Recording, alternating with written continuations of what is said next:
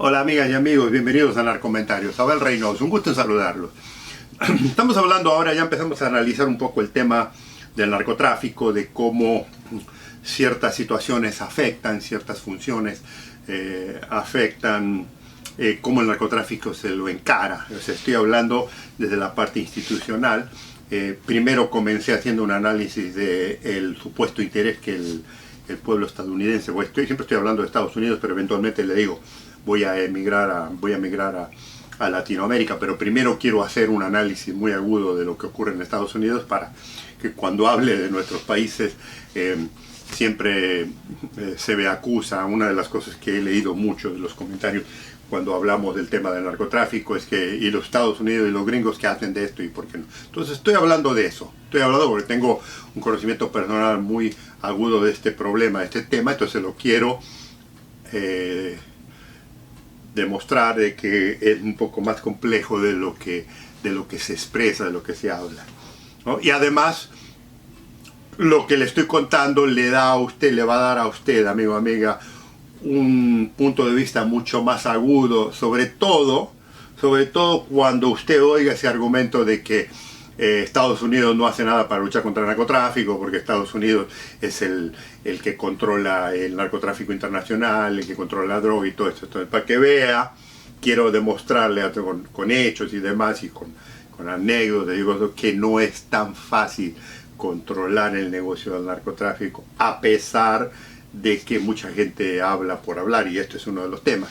Entonces, una de las cosas que interfiere con el proceso del tema del narcotráfico, de las agencias que operan para violar, es esa constante competencia. Vamos a empezar a hablar de la competencia, porque hablamos primero del distinto tipo de misiones, de objetivos, de lo que cada agencia cumple, y entonces ahora ya vamos a pasar un poquito más específico a lo que ocurre cuando hay agencias policiales federales que compiten por, digamos, la plataforma de los medios sociales, la plataforma de publicidad, porque una de las cosas que usted tiene que entender en el trabajo policial, en el trabajo particularmente de las fuerzas de seguridad, es que hoy en día se las critica seriamente porque supuestamente el delito ha aumentado en todo el mundo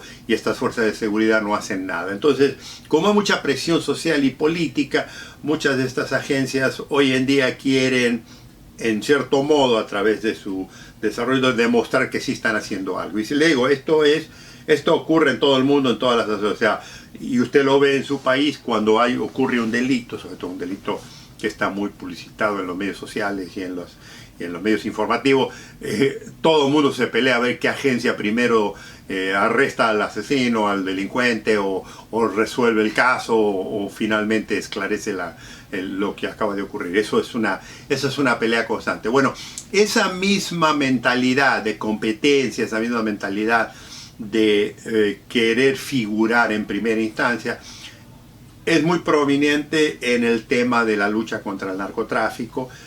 Sobre todo, esto aquí en Estados Unidos fue un cambio muy importante allá por los años 1980 en adelante, y le voy a ir comentando un poquito para que se dé cuenta. Por muchos años, las leyes de Estados Unidos, particularmente la ley federal específicamente, que es la primera que, digamos, empezó a controlar y a saturar los libros de leyes con leyes que prohibían el consumo, el control, la producción de la droga, de varias drogas, ¿no? Y estamos hablando siempre cocaína, heroína, marihuana. En el nivel federal son todas iguales, o sea, están muy remarcadas, y además la metanfetamina o la anfetamina, que es producto farmacéutico, producto hecho en laboratorios. Pero ese control de esas drogas estaba centralizado por muchos años a una sola agencia, que era lo original, o sea, lo que vendría a ser el abuelo de lo que usted hoy lo conoce como la DEA, el Drug Enforcement Administration.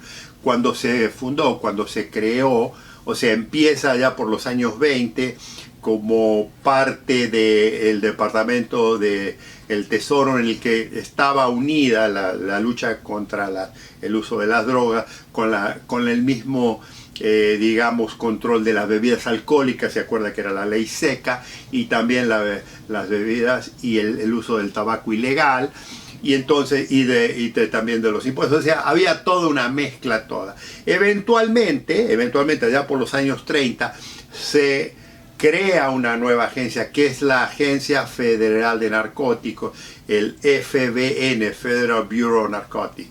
Cuando se funda esa agencia tenía el monopolio del control de todo tipo de estupefacientes, le digo, las drogas que mencioné, y entonces se forma ese grupo de agentes, y yo hice todo un historial en previos videos, unos 4 videos adelante, de cómo esta agencia se formó.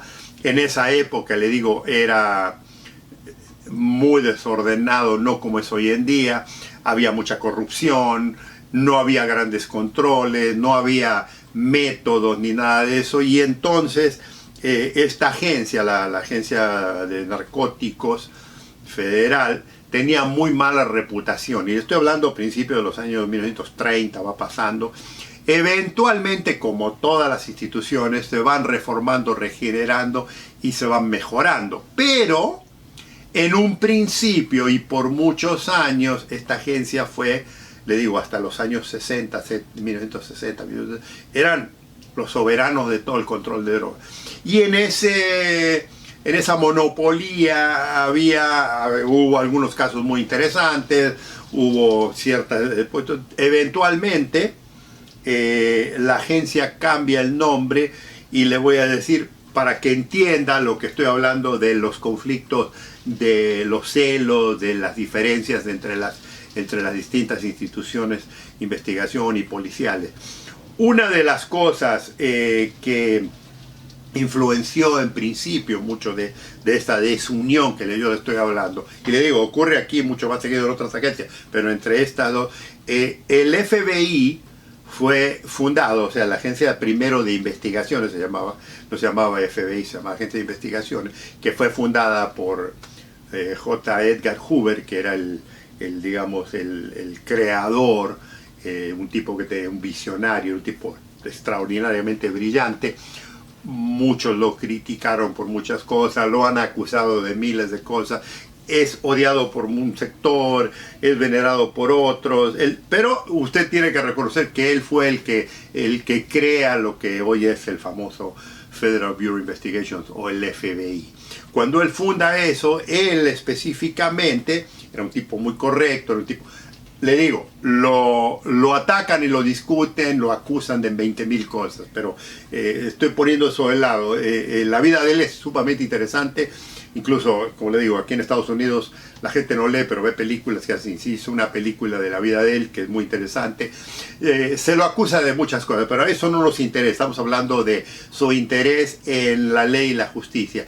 Y al principio Hoover había creado esta agencia y había formado una agencia muy ética y moral, con grandes principios, en la que la corrupción estaba súper controlada, porque le digo, años 20, años 30, los servicios policiales en Estados Unidos eran altamente corruptos. Incluso le voy a decir, hasta los 40 y los 50, incluso hasta parte de los 60, en algunos departamentos de policía como Nueva York, Los Ángeles, Chicago, tenían mucha corrupción. Bueno, Hoover se especializó y demandó, exigió a su gente que fueran extremadamente éticos y morales, y le digo, tenía un sistema de Hoover, que era un sistema de asuntos internos que era implacable y era específico. Él demandaba que todo el mundo, él ordenaba que todo el mundo, todos sus agentes, no había mujeres, no había minorías, no había hispanos, no había negros, no había nadie, eran únicamente rubios, ojos azules, todos muy bien parecidos. Y le digo, incluso él específicamente había dado una orden que si la persona tenía algún defecto físico, no era una persona bien parecida, tenía acné en la cara, tenía cicatrices o algo, bajo ninguna circunstancia se lo contrataba. Él quería todos modelos, no solo de apariencia, sino físicos también, y exigía que todo el mundo se vistiera de traje, ¿no? y corbatas, ¿no? Era exigente. Ahora, una de las cosas, y le cuento esto porque usted dice, bueno, ¿para qué viene una relación directa?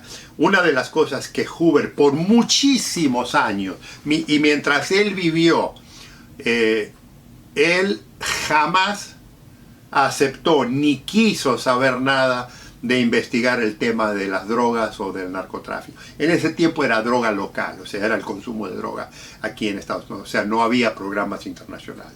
Ese era la producción el consumo del opio, de la heroína, de la cocaína y de las bebidas alcohólicas y demás. Él prohibió a sus agentes participar en cualquiera de eso.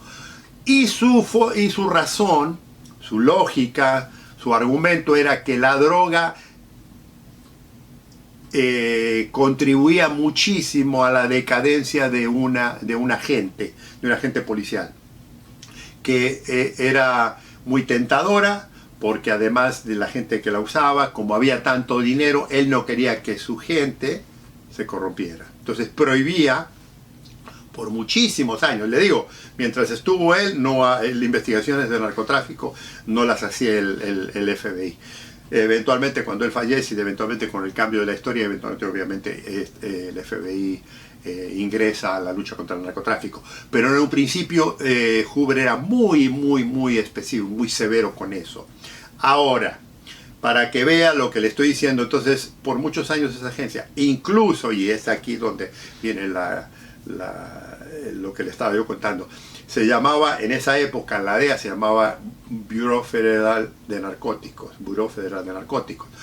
FBN. El FBI se llamaba Federal Bureau of Investigation. Entonces Hoover hizo una campaña política porque además, después de su creatividad, era extremadamente brillante en tener lazos políticos con el gobierno de turno. Y es más, duró 5 o 6 administraciones gubernamentales, duró casi 40, 50, 60 años en el gobierno, él hasta que falleció. Él falleció como director. O sea, él fundó la agencia del FBI y muere como director del FBI, para que vea la fuerza que tenía, el poderío que tenía, aliado, y que tenía muy buenos apoyos políticos en el Senado, en la Cámara de Diputados, en la presidencia y en todos los lugares. Ahora, él forzó a que el Buró de Narcóticos cambiara y en vez de llamarse FBN se llamara Buró de Narcóticos y Drogas Peligrosas. O sea, quitó, porque dice que el FBN se parecía mucho al FBI. Fíjese la fuerza que tenía y cuánto odio tenía. Y con mucha razón, porque le vuelvo a repetir, el FBN en esa época, la verdad de narcóticos, era extremadamente muy problemática. Le digo, había buenos agentes, pero también había mucha corrupción, no había los controles que hoy en día existen. Le comento esto porque este es un perfecto ejemplo de cuando yo hablo de los conflictos entre las agencias. Este es el primer ejemplo que le quiero demostrar, para que vea que esto no es algo nuevo, es algo que ya viene de mucho tiempo.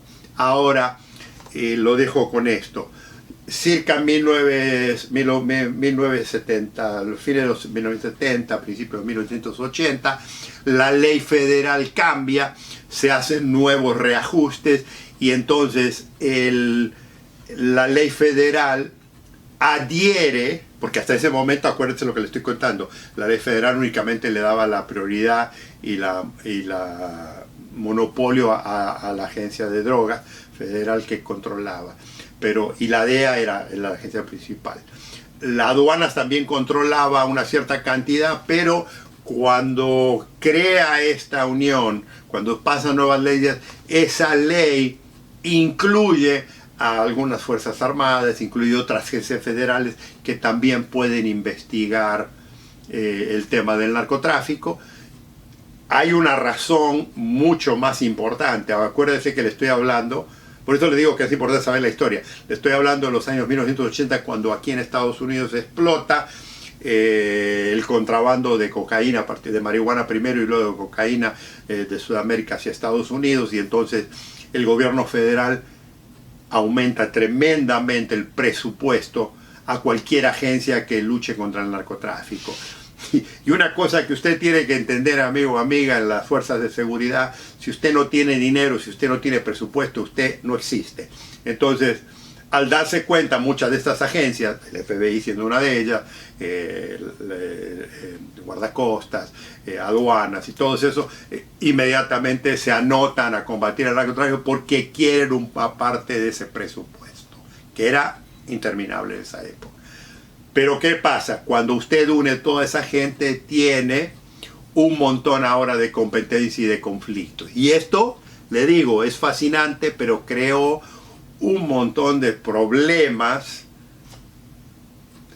jurisdiccionales, problemas regionales, problemas de quién hace qué caso, quién arresta a quién.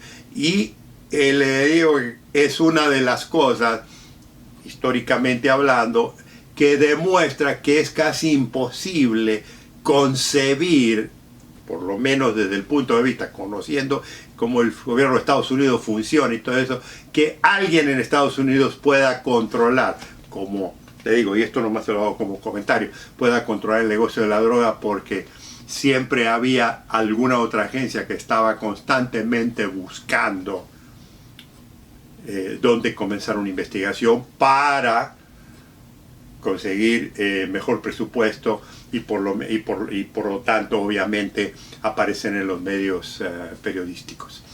Esto, le digo, es apasionante, es impresionante, pero lo vamos a continuar porque es sumamente importante cuando ya analicemos otras cosas del tema de la lucha contra el narcotráfico. Amigos, los invito a que nos veamos en el próximo video. Gusto en saludarlos.